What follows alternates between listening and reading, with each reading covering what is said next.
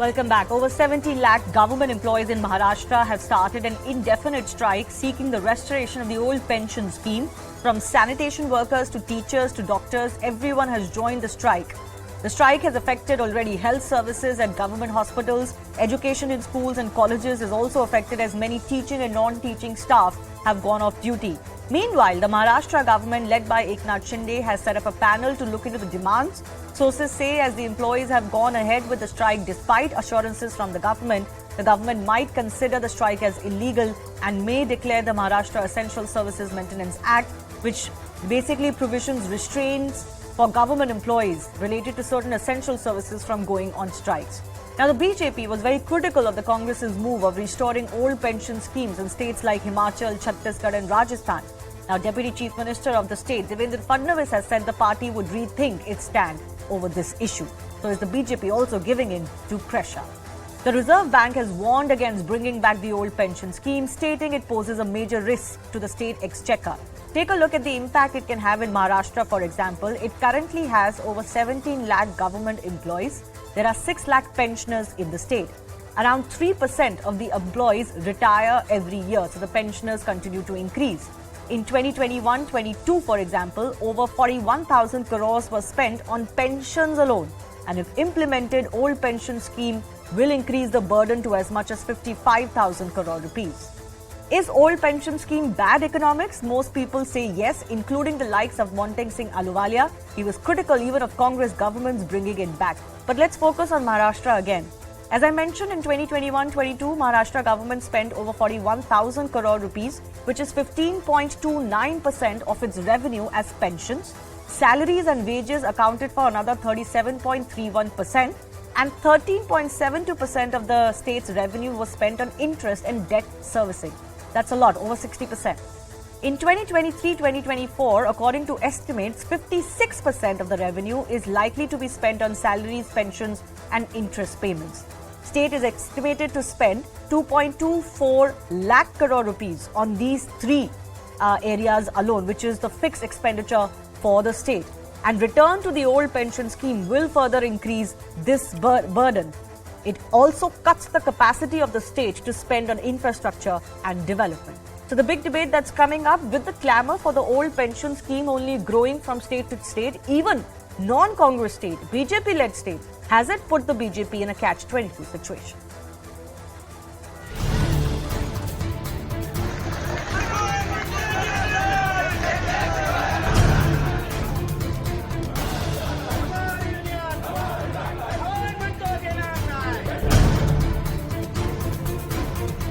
The scheme is fully sponsored by these all these international institutions, and all the monies of the employees, as far as government is concerned, every money is getting invested into the stock market. We are not getting fixed returns by this scheme. In the old pension schemes, we were getting 50% of the last basic salary as a pension, in the pension.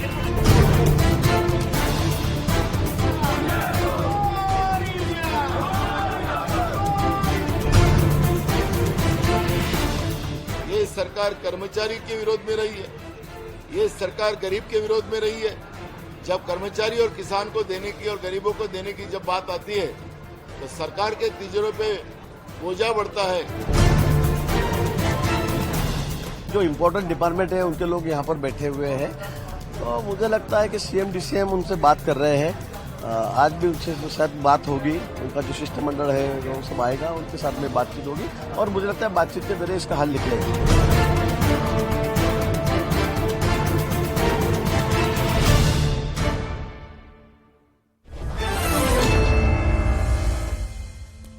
Krishna Hegde is joining us from the Shiv Sena, the Shinde faction, which of course is now in control of the Shiv Sena party as we knew it. Representative of the government here.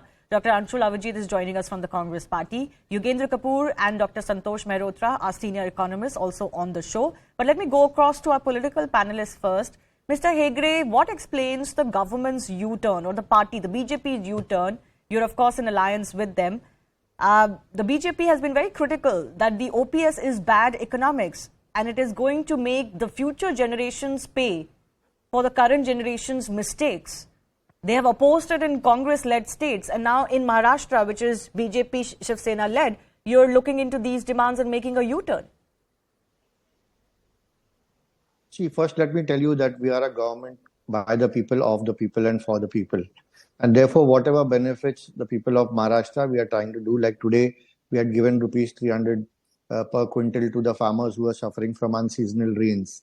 Similarly, with the demand for the pension scheme, we are looking at what is the cost at the exchequer. And like your report rightly said, it is around 2.2 lakh crore. When you look at the pension, the salaries and the interest which we have to pay. And to generate this, it is a cost on the state exchequer and the treasury. But we in Maharashtra are a progressive state. We are looking at a 1 trillion economy. If anyone can do it, it is the Shiv Sena and the BJP-led government, under the leadership of Honorable Chief Minister Eknath Shinde and Devendra Fadnavis. No, I knew that you were going to say this. One second. I knew that you were going to say this. Maharashtra is a rich state, and you can argue that it is on the path of greater growth and developmental returns. But that still doesn't take away the question that we did away with the old pension scheme for a reason. It's not sustainable. Your parties were in agreement, at least the BJP was. Then whether you can afford it or now in Maharashtra is not the question. It's a principled issue. So please let me complete what I had started off saying. So both the Chief Minister and the Deputy Chief Minister, Mr. Shinde ji and Fadnavis ji, said we are positive about the scheme. But having said this, we also know that it is going to cost the exchequer X amount of money, which is going to be tough on the state. And therefore, we are looking at a middle path. And Devendra Fadnavis ji has also said that we are looking at a middle path. In that middle path, which I think has been successfully implemented by Jagan Reddy ji in Andhra Pradesh, if the state exchequer is going to be burdened by around 2.2 lakh crores, the deficit in that is going to come to around 1,50,000 crores and 1.50 lakh crores. And therefore, a substantial burden on the exchequer is going to be reduced. And therefore, we are looking at such steps. Obviously, we are going to speak to all the, representatives of the delegation, and we are also going to talk to the employees federations. And therefore, we are very positive for the employees, and we will remove via medium where both the government also saves money and also the employees get the pension if we can find that middle path or not, I'll go to our economist joining us. But Anshul, what do you make of this demand growing in Maharashtra and the government actually coming on board and saying we're going to look into this? As Mr. Hegre is saying, we're going to try and bring in a middle path. The Congress has been in many states the first ones to bring back the old pension scheme. So are you in favor of Maharashtra also doing it? Do you support the government looking into these demands?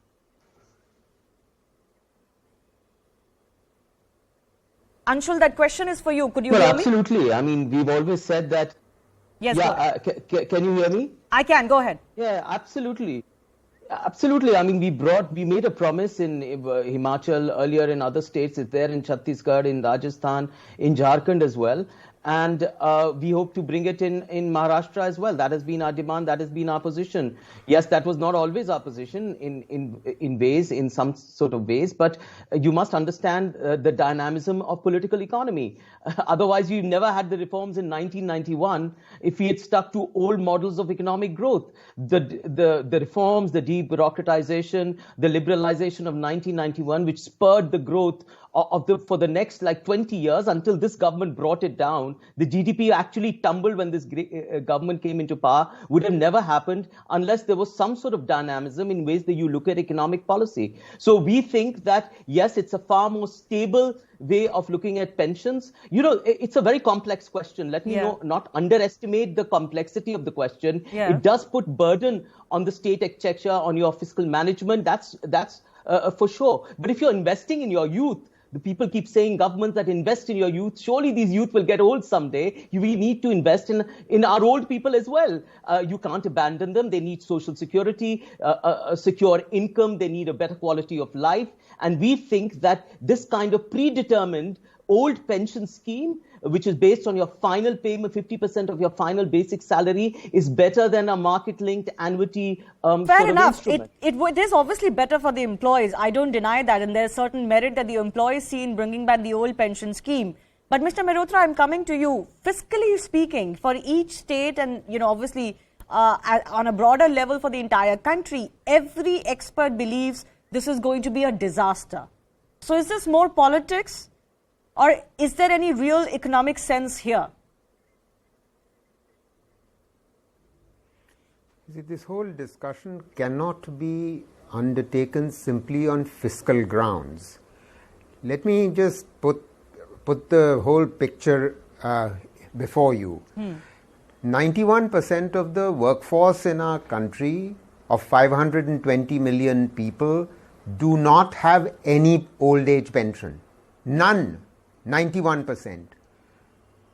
Of the remaining 9%, half are government employees and they have some sort of old age cover. Some of them are under the old pension scheme, those of them who started with the government until 2004.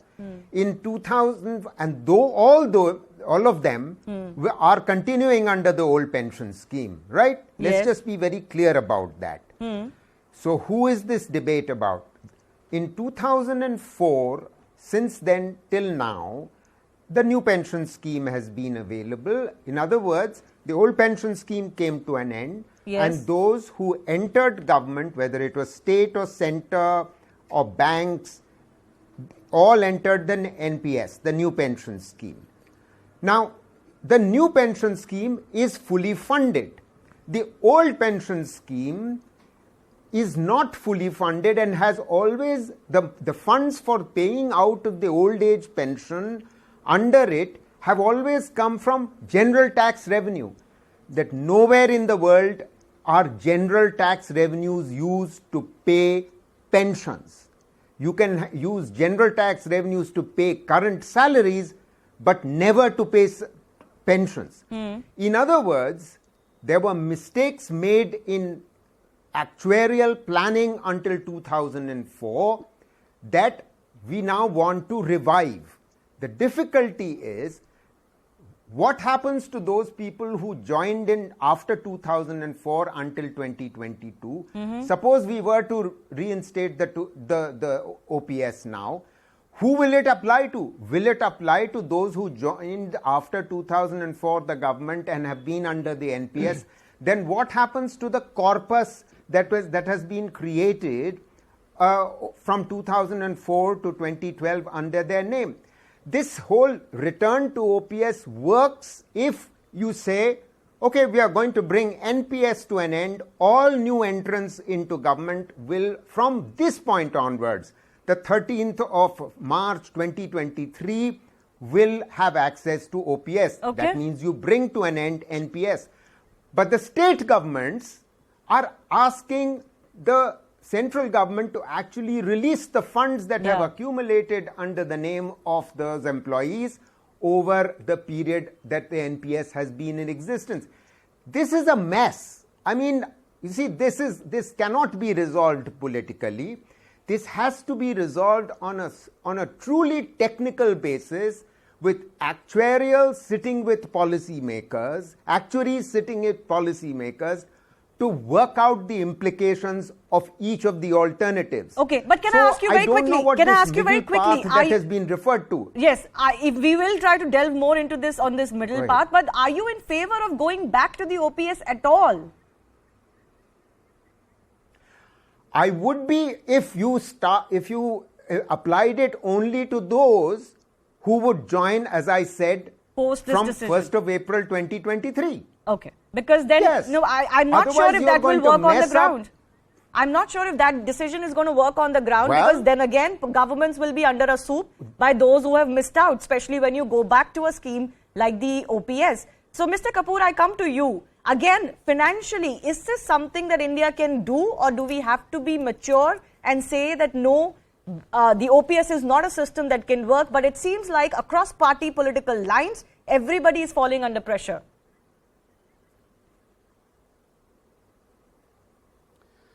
See, Shivani, what I feel is that the need of the hour is action, because the stage for discussions or submission of memorandums by the people who are affected is over.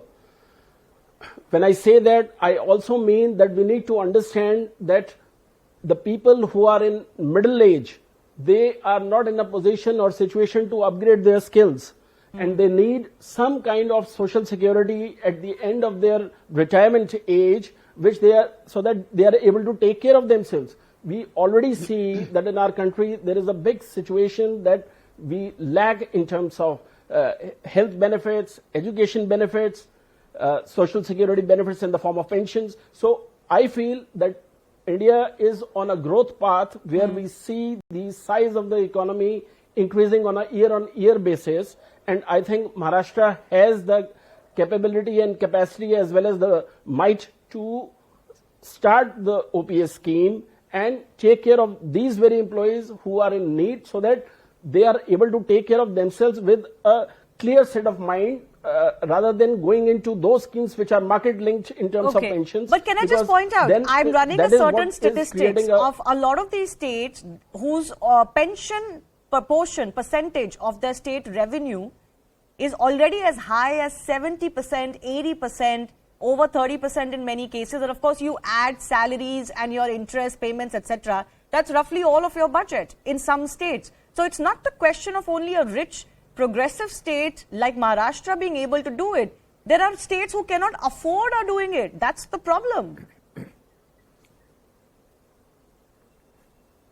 That's fine. But point is that we also need to understand that a state like Maharashtra, I mean, if we look at that aspect, that we all understand and agree that we have seen in the past that there has been lack of governance on the part of the governments also across states in India. My point is, if the focus of the government is on governance, you will see that the government's coffers are going to increase like never before as well in the future. So my point is that, I mean, this is a scheme which was there in force until 2004, then it was taken back, and then there has been an assurance from time to time. So the point is that this government should be absolutely clear that whether they want to implement it or not, but because justice delayed is justice denied, and it's very important they should come with a clear set of mind whether they want to implement it or not. But delaying it will only create more of problems for the government. Okay, I'll leave it at that. I do thank all of our guests for joining us. Clearly, it's a very complex issue, one that needs to be resolved sooner than later, and all states, the central government, RBI and others will have to come on board to figure out a way. Otherwise, you know, each state doing its own thing can, of course, lead to issues. With that, it's a wrap from me. Thanks a lot for watching. I'll join you again tomorrow.